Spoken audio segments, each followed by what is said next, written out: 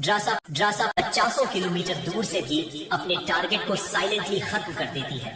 उसका मकसद पास के एयरपोर्ट पर उतरने वाले एक गवर्नमेंट अफसर को मारना है।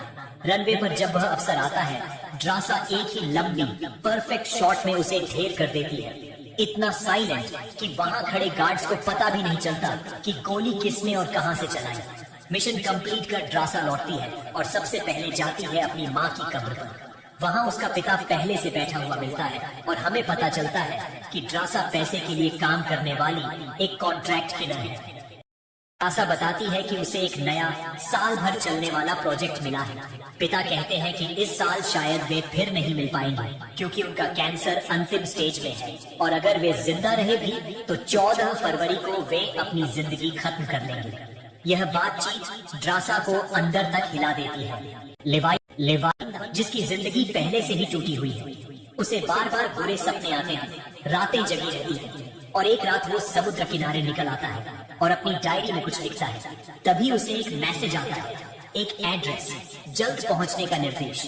बिना वक्त गवाए वह उस लोकेशन पर पहुंचता है और मिलता है लेडी ऑफिसर बार्तो से, जो असल में उसे बुलाने वाली है। बार्तो उससे कहती है कि वो कोई आम आदमी नहीं है बल्कि एक रिटायर्ड आर्मी ऑफिसर है और पहले एक डेडली स्नाइपर रहा है। उसने 200 से ज्यादा शॉट्स मारे हैं। बार्तो का कहना है कि उन्हें उसी जैसे स्नाइपर की जरूरत है और लेवाई को 1 साल के मिशन पर भेजना है। पर पहले बार्तो एक जरूरी सवाल पूछती है, क्या उसके पीछे कोई है जो उसे याद करेगा? लेवाई कहता है कि नहीं, उसका अब कोई अपना नहीं बचा। यह सुनकर बार्तो तय कर लेती है कि अगले कुछ घंटों में उसे भेजा जाएगा। तभी लेवाई को बेहोश कर दिया जाता है और जब वह जागता है तो खुद को एक एरोप्लेन में पाता है।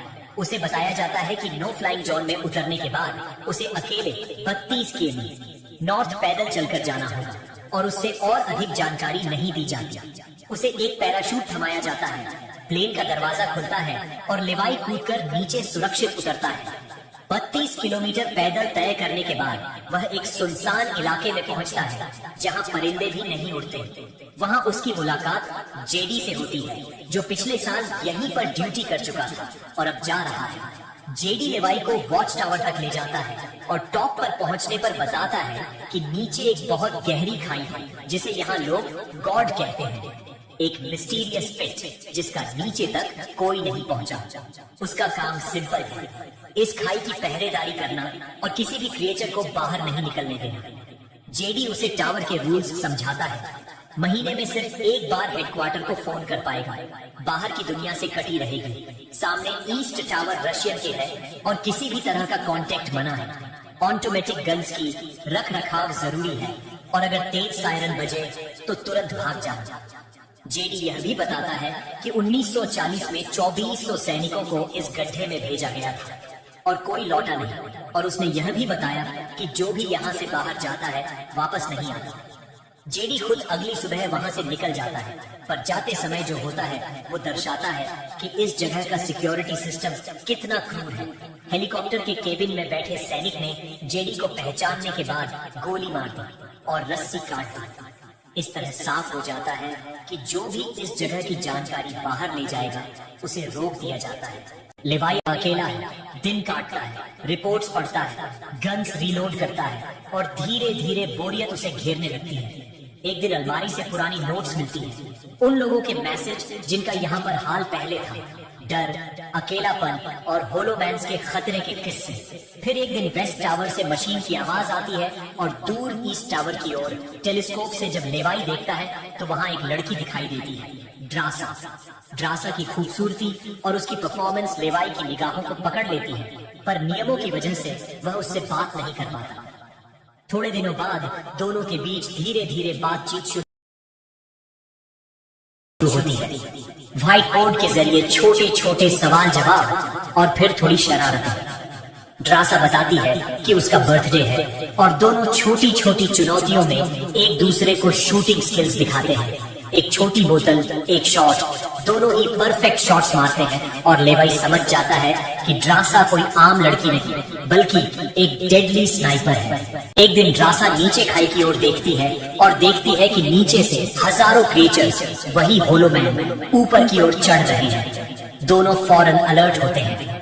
लेवाई स्नाइपर राइफल उठाकर एक एक करके क्रिएचर्स को निशाना बनाता है, पर संख्या इतनी ज्यादा है कि अकेले नहीं निपटा जा सकता। ड्रासा भी मशीन गन से गोलियां बरसाती है और दोनों मिलकर घने हमले को रोकते हैं, पर एक क्रिएचर ऊपर पहुंचकर ड्रासा के टावर तक टकरा जाता है। लेवाई एक एक कर उसे गिरा देता है। अगली सुबह लेवाई ऑटोमेटिक गन्स रीलोड करता है और नीचे लगे लैंड माइन्स की जांच करता है। तभी खाई के भीतर से एक ड्रोन निकलता है, कुछ सेकंड तक दोनों की तरफ स्कैन करता है और गायब हो जाता है। यह संकेत था कि यहाँ किसी बड़ी ताकत की निगरानी है। दिन बीतते हैं, महीने गुजरते हैं और दोनों के बीच रिश्ता और गहरा होता जाता है। फिर 14 फरवरी आता है। ड्रासा के दिमाग में अपने पिता की बात और उनके अंतिम वचन। ड्रासा बहुत उदास है। लेवाई ने पहले ही दिन से ड्रासा के पास जाने का मन बनाया हुआ था। अगली सुबह लेवाई रस्सी से गुजरता हुआ ड्रासा के पास पहुंचता है। रात में वे गाने पर डांस करते हैं। ड्रासा अपने पूरे दुख सफर को बताती है और लेवाई अपनी पुरानी आर्मी की कहानियां और बुरे सपने बताता है। वे दो जख्मी रूहें एक दूसरे को समझने लगती हैं। लेवाई ड्रासा को एक शायरी देता है। वह कहता है कि जब वे इस जगह से निकलेंगे तभी उसे देगा, पर भाग्य फिर करवट लेता है। वे ऊपर जा रहे होते हैं कि नीचे से एक बड़ा धमाका होता है। किसी क्रिएचर के टकराने से लैंडमाइन फटती है। ड्रासा बिना सोचे कूद पड़ी और दोनों खाई में झोंक दिए गए भारी पानी और चट्टानी दलदलों में बहने लगते हैं। ड्रासा नदी के तेज बहाव में बहकर किनारे तक निकल आती है, पर लेवाई एक बड़े पेड़ पर फंस जाता है। पेड़ टूटने पर उसकी कुछ जड़ें उसे जकड़ लेती है। तभी ड्रासा वापस आती है और चाकू से जड़ों को काटकर उसे छुड़ाती है। पर अब वहाँ का सीन एक हॉरर की तरह बदल चुका है। चारों ओर सड़े गले मानव शरीर, उनमें से उग रहे पेड़ पौधे, जैसे कोई भयानक वायरल एक्सपेरिमेंट ने उस जंगल को अपनी चपेट में ले लिया हो। दोनों भागते हुए एक टूटी फूटी चर्च में पहुंचते हैं। चर्च के भीतर मानव लाशें पड़ी हैं। अचानक एक विशाल मकड़ी और उसके झुंड पर हमला कर देते हैं। दोनों मिलकर उसे मारते हैं।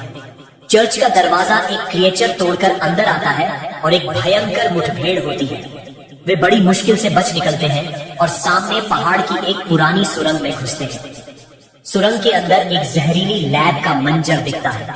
टूटी कपड़ा, जंग लगे कंटेनर और एक पुराना डीवीडी कैसेट मिलता है। डीवीडी पर चलने वाले वीडियो में एक वैज्ञानिक लड़की बताती है कि यहाँ एक सीक्रेट केमिकल मिसाइल प्रोजेक्ट था। भूकंप के झटकों से मिसाइल केमिकल लीक हुए और वायरस फैल गया। वीडियो में लड़की अपना पेट दिखाती है, वह भी इन्फेक्टेड है। यह सब देखकर लेवाई और ड्रासा समझ जाते हैं कि यह सिर्फ कोई खाई नहीं, यहाँ पर बड़े पैमाने पर जैविक परीक्षण हुए। लेवाई वहाँ एक कंप्यूटर खोजता है और उसमें डार्क लेक नाम की कंपनी का रिकॉर्ड होता है, एक पैरामिलिट्री प्राइवेट फर्म जो यहाँ से सैंपल्स उठाकर सुपर सोल्जर्स पर प्रयोग कर रही थी। साथ ही उन्हें पता चलता है कि खाई के अंदर एक बड़ा मिसाइल रखा है जिसकी एक्टिवेशन से 4.2 किमी के दायरे में सब कुछ मिट जाएगा। सब कुछ कंफर्म हो जाता है और जो भी यहाँ ड्यूटी आता है उसका कोई पीछे नहीं होता। फिर उसे मार दिया जाता है ताकि कोई सच बाहर न जा सके। एक घुड़सवार क्रिएचर ड्रासा को रस्सी से जकड़कर उठा ले जाता है। लेवाई हर जगह ढूंढता है पर ड्रासा गायब है। वह उसे खोजती खोजती मिसाइल वाले हॉल तक पहुंचता है। वहीं पर वह ड्रासा को पाता है जो किसी तरह उस क्रिएचर से छुटकारा पाकर खड़ी है। दोनों मिलकर क्रिएचर को जलाकर मार देते हैं। अब उनका प्लान बनता है, यह जगह बचानी नहीं है, इसे मिटा देना है ताकि कोई और आगे से यहाँ फंस न पाए और डार्क लेक का गलत इस्तेमाल बंद हो जाए।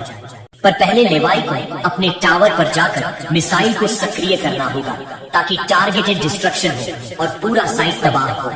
लेकिन बारतो उन्हें पहले पकड़ डीजीडीएचने की कोशिश करती है। वह हेलीकॉप्टर से आती है, पावर गेम खेलती है और लेवाई को उस वेस्ट टावर वाले गार्ड यानी ड्रासा को मारने का आदेश देती है। बारतो समझ चुकी थी कि ये दोनों भागने की फिराक में है, इसलिए वह प्रत्यक्ष आक्रमण करती है। पर लेवाई और ड्रासा पहले से तैयार है। लेवाई एक लंबा जोखिम भरा शॉट लेता है और टावर के उस हिस्से पर गोली मार देता है जो मिसाइल को कनेक्ट करता है। तेज सायरन बज उठता है और टाइम शुरू हो जाता है। अब सब कुछ अराजकता में बदल जाता है। मिसाइल एक्टिवेट होने वाली है। विस्फोट की रेंज 4.2 किमी है और सबको वहां से भागना है। लेवाई और ट्रासा जंगल की तरफ दौड़ते हैं।